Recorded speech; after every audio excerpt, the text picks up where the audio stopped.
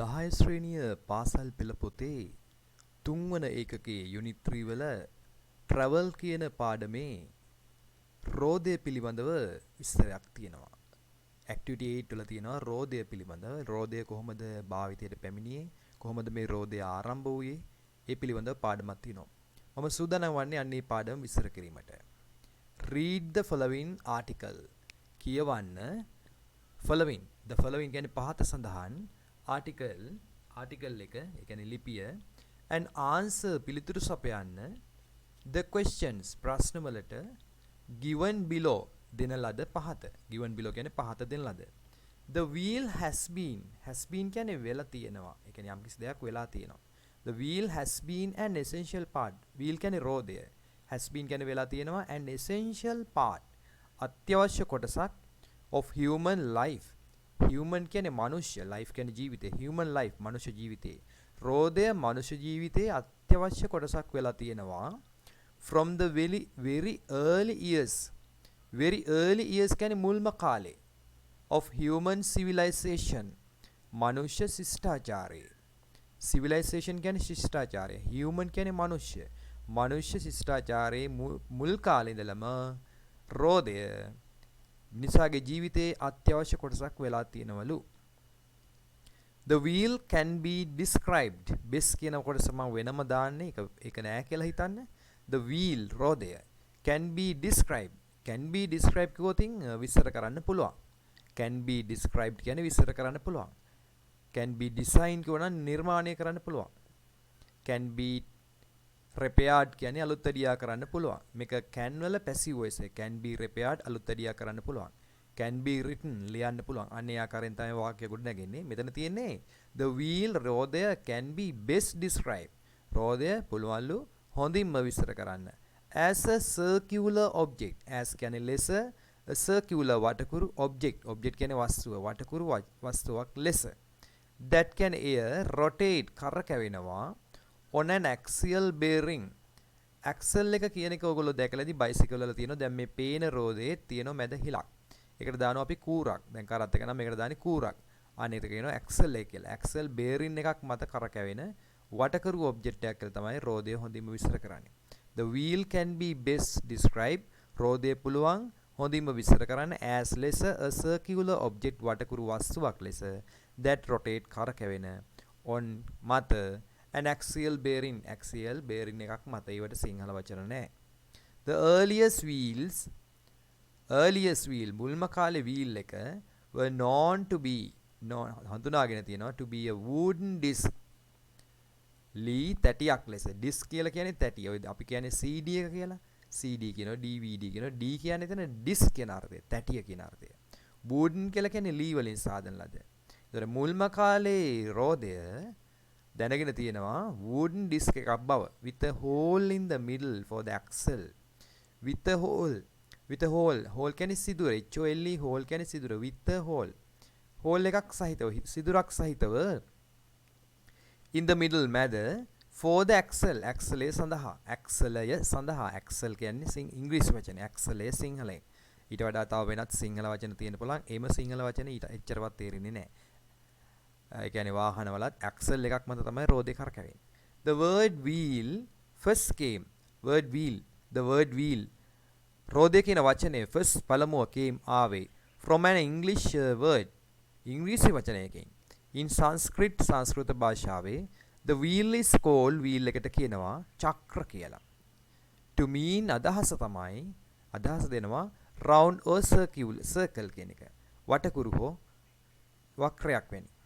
It is believed විශ්වාස කරනවා. හොඳ වචනයක් මේක. It is believed කියන්නේ විශ්වාස කරනවා. It is believed that the wheel first originated.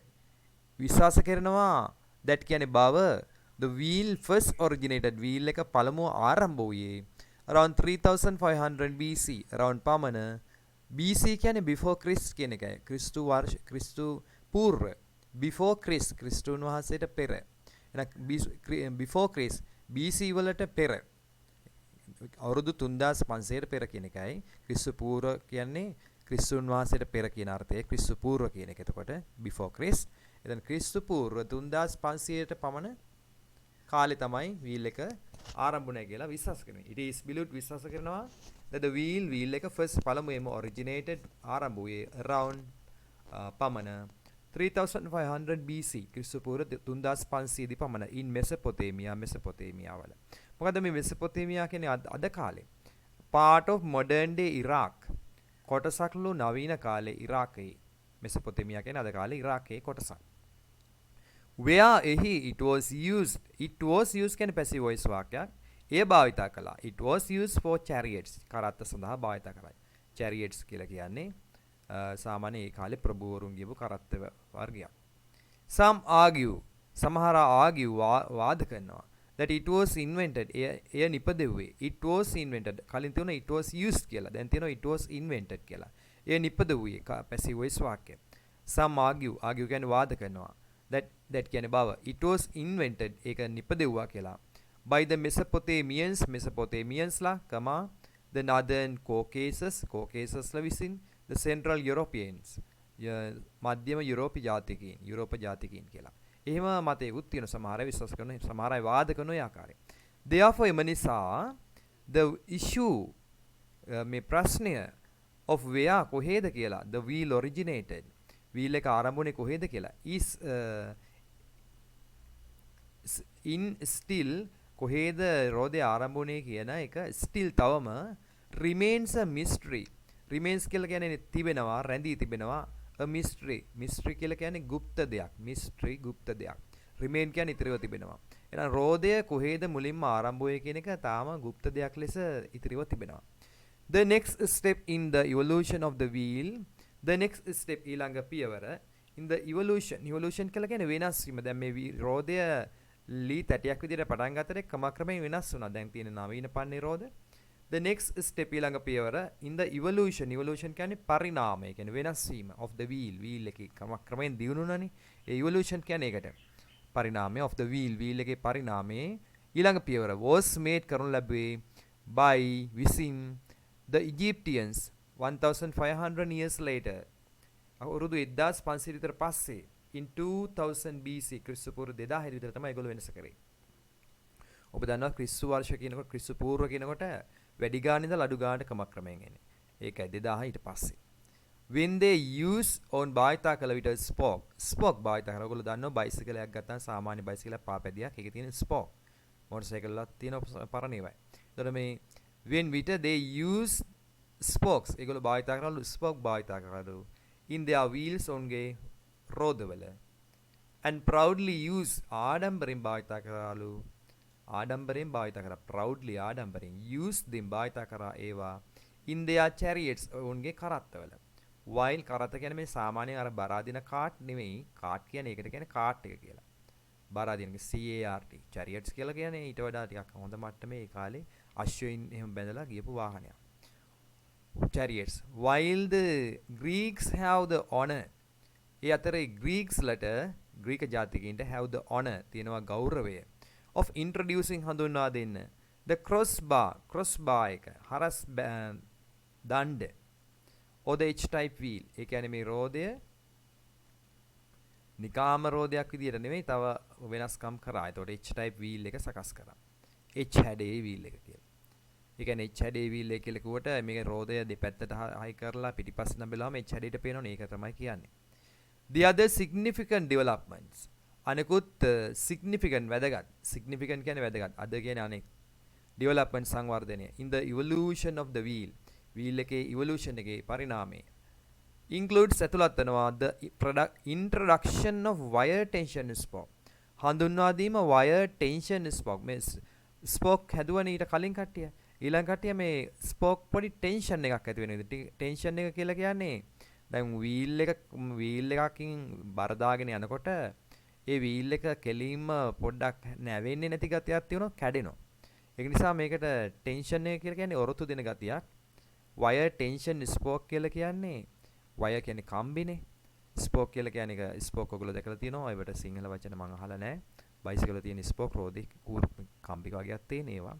tension කියන්නේ මේක නැමෙන සුළු නම්‍යශීලී. හරිද? wire tension spoke in 1802 වල තමයි මේක හඳුන්වා දුන්නේ. එහෙනම් අයි මුලින්ද බලන්න the other significant development අනිකුත් වැදගත් සංවර්ධනය in the evolution පරිණාමය of the wheel එකේ පරිණාමයේ අනිකුත් වැදගත්කම තමයි includes එකට ඇතුළත් වෙනවා the introduction of wire tension spoke හඳුන්වා දීම මේ wire tension කියන spoke වර්ගය tension එකට ඔරොත්තු දෙන spoke වර්ගය 1802 වල 1802 දී ඒක තමයි ඒගොල්ලන්ට ගෞරව හිමි වෙන්නේ. when එවිට GF Bauer කියන කෙනා obtain a patent. obtain කියන්නේ ලබා ගත්තා. Bauer කියන්නේ නමක්. එයා ඒ Bauer කියන පුද්ගලයා obtain ලබා ගත්තා a patent. patent කියන්නේ බලපත්‍රයක්. අලුතින් දෙයක් යම් කිසි කෙනෙකු නිර්මාණය කරාම එයාට පුළුවන් බලපත්‍රයක් ලබා ගන්න. ඒකට කියනවා patent බලපත්‍රය කියලා. ඒතර මෙයා ලබා ගත්ත patent එකක් for it ඒ සඳහා and the introduction of the new type of tire ඒ වගේම හඳුන්වා දීම new type of tire අලුත් වර්ගයේ ටයර් එකක් in 1845 1845 දී කරේ by R.W. Thompson විසින් R.W. Thompson විසින් 1845 දී ටයර් එකක් නිපදෙව්වා මේකට which was improved එක දිනු කරා later පස්සේ by John Dunlop විසින් හරිද which was improved ඒ දිනු කරා later පස්සේ by විසින් John Dunlop කියන පුද්ගලයා විසින් 1888 වල දැනටත් මේ Dunlop ටයර් එක භාවිත වෙනවා. ඉතා හොඳ ටයර් එකක් වාහනවලට දාන දැනට. Dunlop විසින් සාදන ලද ටයර්, ඒ කියන්නේ Dunlop කියලා කම්පැනියක් තියෙනවා. ඊට පස්සේ the wheel was one of the central technologies. මේ wheel එක නිකන් වාහනවල හදන රෝදේ විතරක් නෙමෙයි ඔක්කොම wheel ගැන කතා වෙනවා දැන්. wheel එක one එකක්ලු of the central technologies. මධ්‍යගත තාක්ෂණයේ ප්‍රධාන දෙයක්ලු which boosted එය වේගවත් කළා the industrial revolution කාර්මික විප්ලවය වේගවත් කරාලු boost කරාලු දියුණු කරාලු මේ wheel එකෙන් the wheel was රෝදේ වූවා one of the central technologies central කියන්නේ මධ්‍යම technologies කියන්නේ තාක්ෂණයන් මධ්‍යම තාක්ෂණයන් වලින් එකක් වුණා which boosted එය දියුණු කළ the industrial කාර්මික revolution විප්ලවය evolution කියන වචනේ කලින් අපිට අහුණා ඒක evolution එක පරිණාමය මේක revolution කියන්නේ විප්ලවය වචන දෙක පටලවා ගන්න එපා the invention of the wheel රෝදේ නිපදවීම has contributed දායක වෙලා තියෙනවා immensely විශාල වශයෙන් to the development සංවර්ධනයට of technology තාක්ෂණය දැන් ඕනෑම වාහනයක් එමෙ නැත්නම් වෙනත් යන්ත්‍ර සූත්‍රයක් ඇතුලේ wheel තමයි කරකවෙන්නේ ඒකයි කියන්නේ invention of the wheel රෝදේ නිපදවීම has contributed දායක වෙලා තියෙනවා immensely විශාල වශයෙන්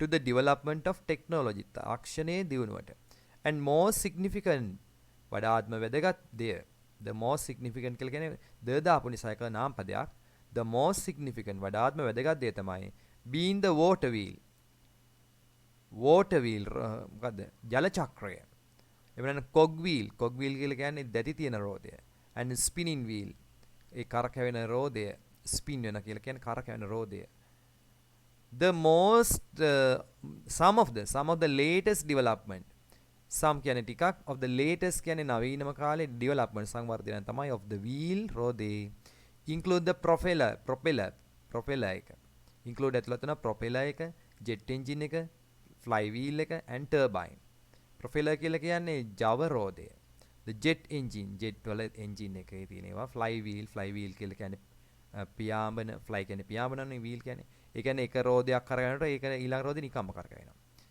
ඒව තියෙනවා බයිසිකල් වල මේ තාක්ෂණික වචන මේවා නම් අත්‍යවශ්‍ය නැහැ ඉගෙන ගන්න මේ විද්‍යාවේ ගොල්ලන්ට කරනවා ඇති ජව රෝදය ඔය වගේ දේවල් කරනවා ඇති ඒ වගේම ටර්බයින් කියලා කියන්නේ ජලය කියන්නේ ජලයෙන් විදුලිය ලබා ගන්නකොට ඒ කරකැවෙන රෝදේනේ ඒව ටර්බයින් ඕනෝව තමයි අලුත් කාලේ නිපදවීම මේ රෝදෙන් නිකම්ම කාර් වාහන වලට රෝද නෙවෙයි the wheel which originated ආරම්භ වුණු so long ago ඒ තරම් ඈත අතීතේ has පසු කරමින් තියෙනවා pass through කියන්නේ පසු කර ඇවිත් තියෙනවා many stages බොහෝ අධීර stages කියන්නේ අධීර of development සංවර්ධනය and change වෙනස්කම් and is now presented then ඉදිරිපත් කරනවා in very attractive forms ඉතා සිත්ගන්නා හැඩයන්ගෙන් today one cannot even imagine one cannot කෙනෙකුට බෑ even power imagine සිතන්න පවා බෑ any mechanism කිසිම තාක්ෂණයක් කිසිම යාන්ත්‍රණයක් mechanism කියන්නේ තාක්ෂණයේ යාන්ත්‍රණයක් without a wheel රෝදයක් නැතිව can you පුළුවන්ද ඔබට without a wheel කියන්නේ රෝදයක් නැතිව without කියන්නේ නැතිව without a pen කිව්වොත් පෑනක් නැතිව. without a head කිව්වොත් ඔළුවක් නැතිව. ඒ වගේ. without කියන්නේ නැතිව. without a wheel රෝදයක් නැතිව වෙනත් රෝදයක් නැතිව කිසියම් තාක්ෂණයක් ගැන ඔබට හිතන්නවත් පුළුවන්ද? පුළුවන්ද ඔබට? can you? එහෙම කියලා පාඩම නතර වෙනවා. මේ පාඩමේ අභ්‍යාස ටිකක් තියෙනවා ටක් ගාලා බලමු. Write true or false සත්‍ය අසත්‍ය පවලියන් තියෙන්නේ. Technology would not have developed. තාක්ෂණය නොදිනු වෙන තිබුණා if we had not invented the wheel. අපි රෝදය සොයාගත්තේ නැත්නම් තාක්ෂණය නොදිනු වෙන තිබුණා. Yes. The earliest wheels were made of rubber. මුල්ම කාලේ wheel එක අල්ලලා තියෙන rubber වලින්. වැරදිනේ. ලී තැටියක්නේ. The word wheel came from Sanskrit. wheel කියන වචනේ සංස්කෘත වලින් ආවේ. නෑ සංස්කෘත වලින් ආවේ චක්‍ර කියන එක. wheel කියන එක ආවේ වෙනත් භාෂාවකින්. Who invented the wheels with spoke? කවුද නිපදෙව්වේ රෝදය with spoke? spoke දාපු රෝදේ නිපදෙව්වේ කවුද? එහා පැත්ත බලලා උත්තර දාන්න පුළුවන්. Who possesses කවුද සතු? possess කියන්නේ සතු වෙනවා.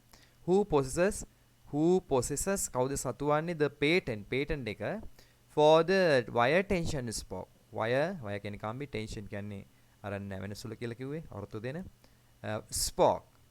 මේ wire tension spoke එක එකට patent එක සතු වෙන්නේ කාගාවද? ඒකේ එහා පැත්තේ තියුණා. Complete the following flow chart. සම්පූර්ණ කරනු පාසලන් flow chart එක. flow chart කියන්නේ මේ ගලා යන වගුව. To describe the evolution of the wheel.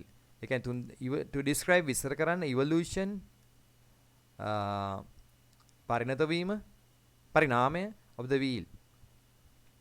wheel එකේ පරිණාමය පරිණත වීම නෙමෙයි පරිණාමය. එතකොට complete the following flow chart සම්පූර්ණ කරන්න පාසලන් flow chart එක to describe විස්තර කිරීමට the evolution of the wheel රෝදේ පරිණාමය විස්තර කරන්න. දැන් 3500 දී originate වුණා. ඊට පස්සේ axial bearing එක දාවා. ඊට පස්සේ wire spoke දාවා. ඊට පස්සේ wire tension spoke දාවා. ඊට පස්සේ tire දාවා. tire එක තව develop කරා. දැන් alloy wheel දාලා යන්නේ. මේ විදිහට තියෙනවා. ඊළඟට එක විස්තර කරන්න තියෙන්නේ. Find single words from the text for the following phrases. Belonging to a period of history. History එකට belonging කියන්නේ අයිති to a period of history. history කියන්නේ ඉතිහාසය කියන කාලයට අයිති කියන අර්ථය. එතකොට වචනයක් ඇති එකට ඊළඟ එහා පැත්තේ බලන්න එක involving a great complete change. involving කියලා කියන ඇතුළත් වෙනවා අයත් වෙනවා. a great විශාල එහෙම නැත්නම් complete සම්පූර්ණ change ලොකු වෙනසක් වෙනවා. ලොකු වෙනසකට සම්බන්ධ වෙන involving a great or complete change. ඊට පස්සේ most important වඩාත් වැදගත්. most important කියන්නේ වඩාත් වැදගත්. එයා පැත්තේ තුන මේ වචන ටික.